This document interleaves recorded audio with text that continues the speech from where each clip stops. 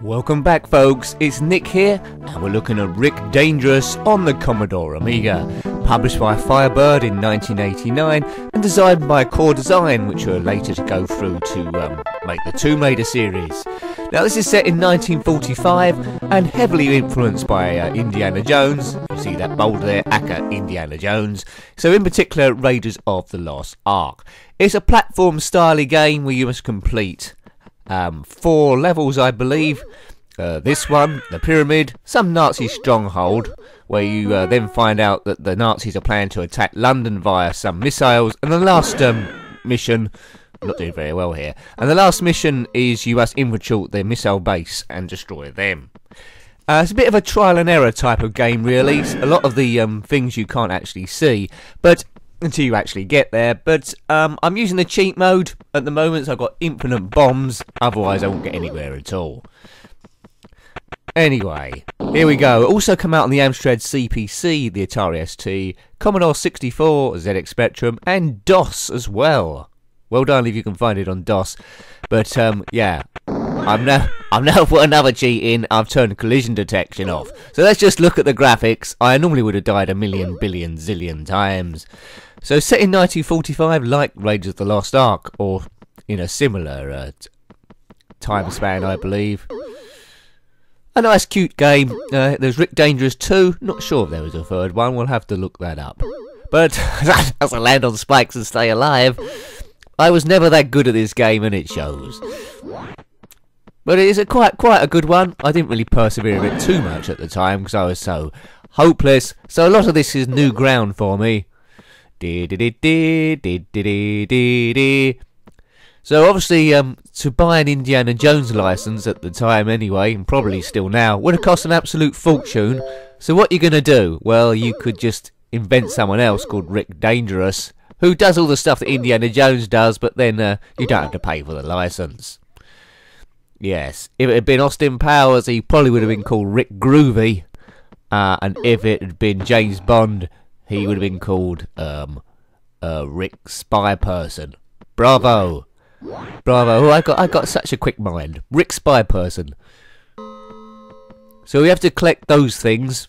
There are big faces. I don't know what they are. It's Egypt after this one, but we'll probably just concentrate on completing this level. Occasionally, you have to explode bits of the wall like that. So it's a puzzle game. Rick can shoot and plant bombs. He often has to crouch down to get past things. Lots of ladders in this, as this tribe men. So we've got another face there. You see a gold face on the left. We need to pick that one up. For 1989, graphics are quite good. It moves quite well. Ultra tricky, but I find a lot of games ultra tricky. Yes, Indiana Jones type games with boulders in. I know the original Tomb Raider had a lot of boulders in, so that nicked that idea. Rick Dangerous does exactly the same. Oops. Oh, that was lucky. I think there's some sort of secret ladder there or something. Boom. The levels are quite big. It's one of those games where it's screaming out for a level editor. I'm not sure if there ever was one. There might have been. Screams Amiga when you look at it. I haven't seen the Atari ST version. Up until a little while ago, I didn't even know there was a ZX Spectrum version, so we might have to track that one down. I doubt if there's a cheat. DOS will probably look very similar, as would the Atari ST version. Haven't seen the Commodore 64 version either. Have you? Have a look. Have a look, and if you've already seen it, comment below. What did you think? Was it like this? Does help having unlimited bombs and the collision detection off, though. Might have time to have a look at Rick Dangerous 2 at some point, but it plays roughly the same.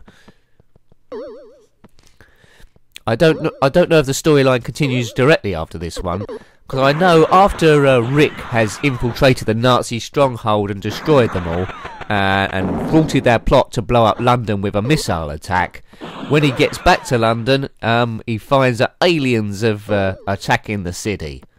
If it's not one thing, it's another, is it? It's tough being a superhero nowadays.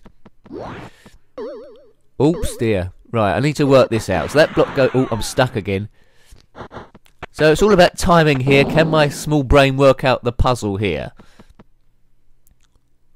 I think we need to get up the top somehow. That long spike up the top there, that pole is a switch, as is the one at the bottom. So when I hit that, things move. I've blown it again. Right, this is it. So I'm going to get up here. Yes. What do I have to do here? If only I can remember. I might have done this once back in the day. I think I know what to do. I need to... Whoops. Right, I need to get... Stuck. Right, I need to... Right, jump up here. Now I need to get the other switch, which will stop the spikes going down, which don't matter anyway. There we go. Easy peasy. See, first time. This level is huge. It is huge. I don't know if these are Incas or something. Each level has its own enemies. I think on the next stage, Egypt, the tribesmen are replaced by guys in fezzes. So there's not a cliche there at all, is it? Once we collect all the faces, we can get off the level. Whoops. I'm not using the gun very well. There was probably additional levels released for this. Hackers probably did it, or even maybe even Firebird themselves. I think the first game I ever played by Firebird was on the ZX Spectrum, and it was The Wild Bunch. I've also reviewed that one. That's like a text adventure, really. That's quite a good one. You have to collect... Well, you have to find the killer. You've been framed for murder, and you have to collect the killer by tracking down the 5 members of the Wild Bunch. It's a good one, but we detract. We're talking about Rick Dangerous now. Right, I think a bomb's needed here, I think. Unless I can get up here. Can I? I can't.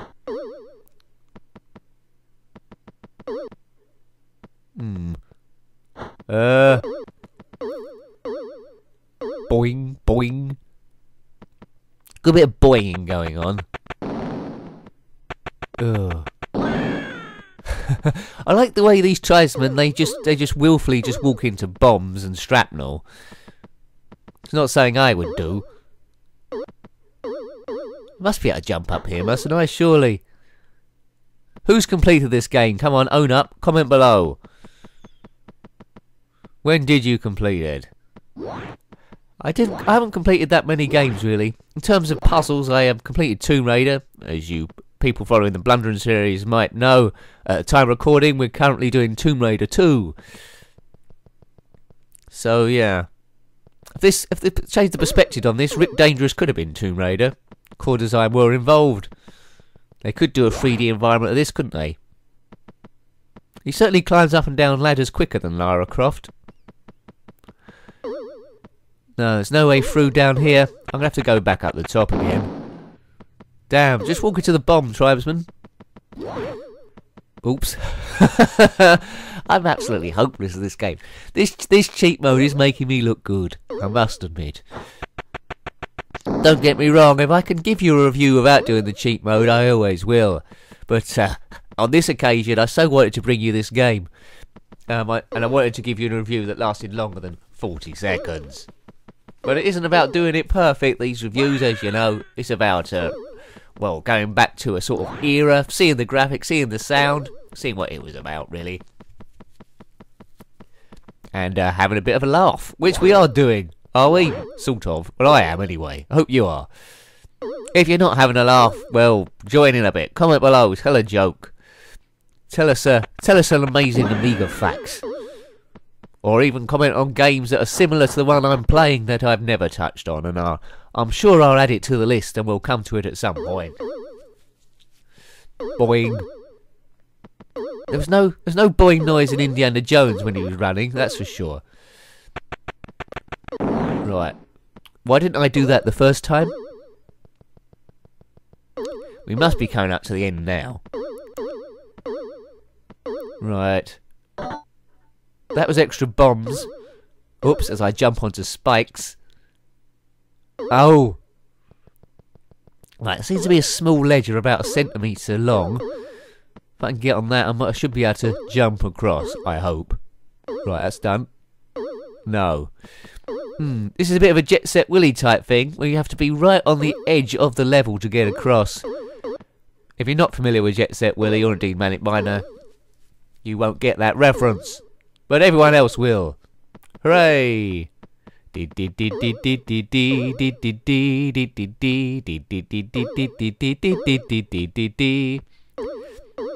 Actually, now I've just sung that music along to this, it could be a modern day Jet Set Willy, couldn't it, this?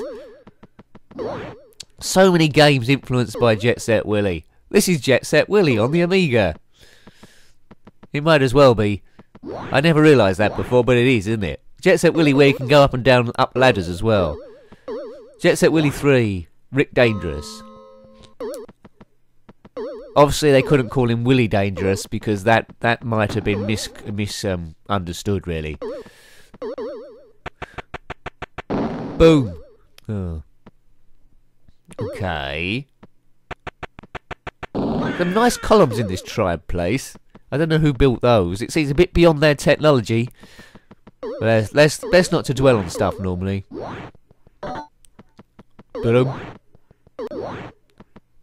They must be wondering why I haven't died yet. They've got some sort of Superman invading them. And that Superman is me. Boom. Oh, is there no way out here? Yes, there is. Crawl through here. This is a wonderful game, really well programmed. As I get some more spikes in the head, I would get killed by absolutely everything I come up to. So as you can see, as I said before, this is a trial and error game. You can't see the obstacles till you come up to it, and then you learn the next time where to go and where not to go. I haven't got time for that. I've got a schedule to keep to. Blam. He can fall infinite distance, it seems, without breaking his legs. Old bendy legs. It's quite smooth, isn't it? Wah! Right, that's another gold thing. I think this game works best as 4 huge levels rather than loads of small ones. Gives you a sense of getting somewhere. I don't know why I've done that. Oh, I have. There we go. It went through the floor. Oh, there's an option. Where's best to go? Let's go this way. That's it. And then we're off to Egypt sometime later. Do do do do do do do do. I'm not sure how far we'll go on this one. I think we'll just show you the opening of the pyramids. There we go. So it's very Egyptian. I'll just show you the guys in the fezzes, and I think we'll call it a day as some sort of asp or snake thing fires an arrow at us. So the levels have got their own charm. This time we're collecting these Tutankhamun heads. The ladders are the same, so the gameplay's the same. It's just, you know, a bit revamped each time. Boom. My phone goes off. I hope you couldn't hear that. Right, Fez Man. There we go. He's not very clever. He's just walking backward and forward. Not going to cause us too much aggro. Especially with collision detection turned off anyway. I'm such a cheater. Do do do do do do. I still wouldn't even complete this game with all the cheats on. No, I would do, wouldn't I? Probably would. Rick Dangerous. Terrible name. Right, I think we have to dynamite through here. Dynamite, Miss Dynamite. No,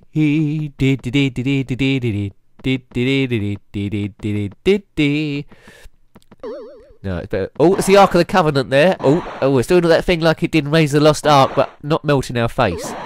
So if you're doing this game properly, it's the second ladder you have to take, not the first one. Now, this looks messy. How do we get through here? Not by doing that.